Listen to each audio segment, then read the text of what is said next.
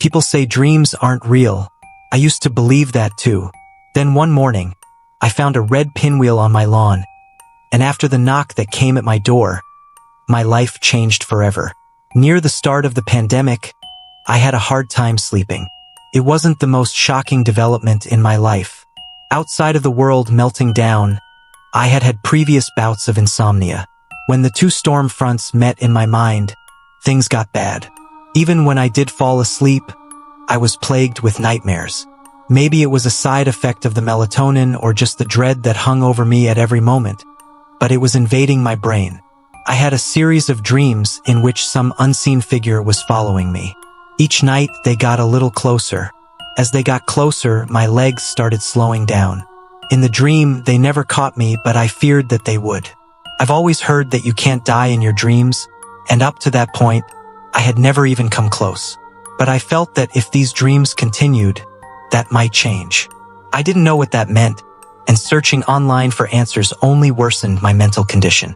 Thanks to those dreams and pandemic-induced loneliness, I became paranoid that somebody was coming for me in the waking world. It's dumb, I know, but I felt it deep in my gut. I had a hard time shaking it away every morning. Felt real. Always trust your gut. It started a few weeks into quarantine. I woke up, or more to the point, my dog Muppet woke me up at around 6 o'clock in the morning. He needed to go outside, and when nature called him, he let everybody know. He needed to get to the backyard immediately. I lived in a small 2-bedroom single-family home in a quiet suburban neighborhood. My neighborhood is still being developed, so I only really have immediate neighbors to my left. Me to my right and across the street are still overgrown grass fields. At some point soon, somebody will build homes there, but for now, they sat as vacant as a waiting grave. That being said, it's not like I live in the sticks. This is a booming area, but it's still developing. I'm on the ragged edge between nature and civilization. Even with neighbors all down the street, it's still tranquil. About 10 seconds after I let Muppet out, I heard him going crazy and making a beeline for the fence. He was barking and barking and barking. At first, I assumed it was a squirrel taunting him. They do that, but these didn't sound like his typical playful barks. He was mad. I was worried that he would wake up my only neighbor. So, I rushed to the back door and I called for him. He got quiet, looked at me, and then back out at the empty fields. I stepped outside to see what he had been barking at, expecting to see an axe-wielding maniac or something. Instead, I found nothing. Just the long, uncut grass in the empty lot waving in the cool morning breeze. I called Muppet over before I woke up the rest of the world, and I closed the sliding glass door. For some reason, I locked it. I usually open up everything when I'm up for the day, but the way that he was barking, it must have flipped a switch in my subconscious. I didn't even realize that I had even done it until later. When I went to open the door, nearly ripped my arm out of its socket. And besides Muppets and barking spasms, that day was like any other in quarantine. I went ahead with my new regular routine. Work for a few hours and Netflix for a few hours, work for a few hours, Hulu for a few hours, and then dinner and drinks. Between those moments, I would mix in some texting, web browsing, maybe a little snacking. That was the extent of my quarantine life. Exciting, huh? My one fun excursion during the day was going out and getting the mail. And the before times, I never cared about the mail. Not gonna lie, there were times when I forgot to get it for days at a time. I had become a good citizen and got my mail every day.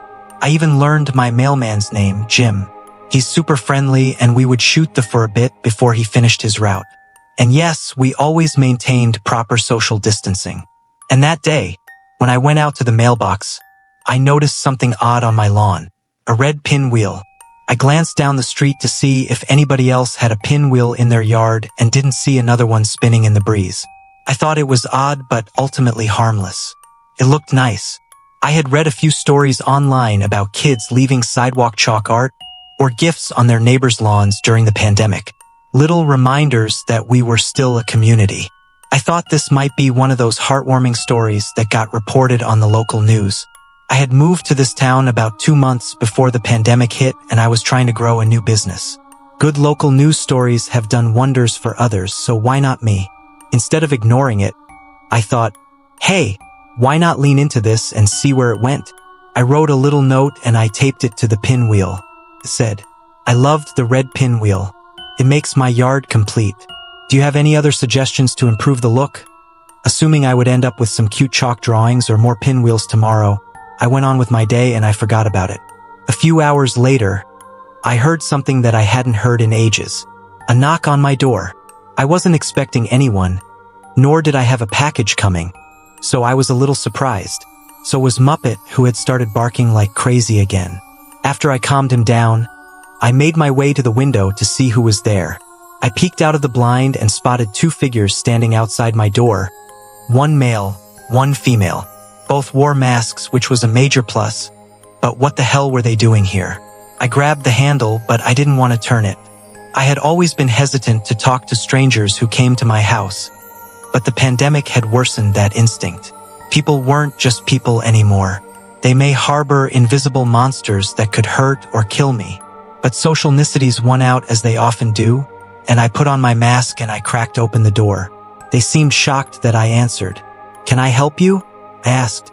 "My hope is that we can help you," the woman said in an alarmingly friendly tone. "You have a cure for this stuff?" I joked. "If only," the man said. "It would make this so much easier." "I can imagine," I said. "Are you new in the neighborhood?" the woman asked. "New to the state," I countered. "Well, welcome," she said with a cheer. "How do you like it so far?" "Well, I haven't seen too much of it because, well, I mean all of this," I said, gesturing to the world. "Hopefully, this ends soon and you'll get to experience the wonders of this area.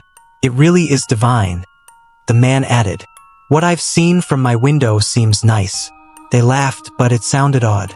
It seemed like it was rehearsed. I looked down at the man's hands and he was holding a stack of pamphlets. I couldn't see the title, but I assumed these were religious folk. The woman was holding a clipboard. I spied a quick glance at some kind of logo, but I couldn't make it out. The paper on the clipboard had about a dozen names and addresses written down. A few of those names were crossed out. "Oh well, besides saying welcome to our new friend, we wanted to let you know what we're doing out here." Trying to get sick, I thought, but I kept my mouth shut. Social niceties ran their head again. "Cool," I said because I felt like I should say something. "But we're canvassing the neighborhood looking for like-minded individuals. People that we believe can be helpful to our movement." "Ah," I said, already dreading what was to follow. "Movement makes it sound bigger than it is," the woman interjected as sensing my unease. "We are looking for people to engage with on issues of local politics, mutual aid, and spirituality. So, this is a religious thing. You could say that," the man said, handing me a pamphlet. "There is a picture of a red and white swirled circle with light rays emanating from behind it. Above the circle were the words, the Pinwheel Society. Below the circle was the phrase, always keep moving." I was confused. "Are you a dance trouper?" They laughed again. "Oh no, the woman said, though I could see how you'd get that idea. We're a group of people that want to further our society in positive ways." "Okay, what does that mean?"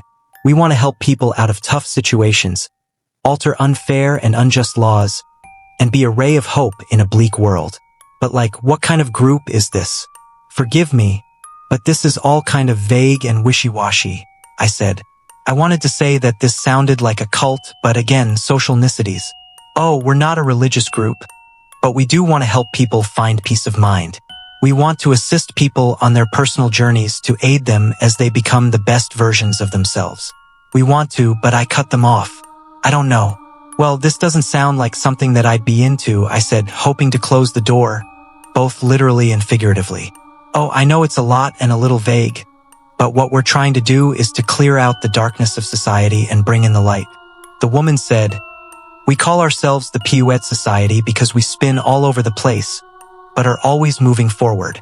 There is no one path to happiness or a just society, and we'll try anything if it gets us closer to our goals."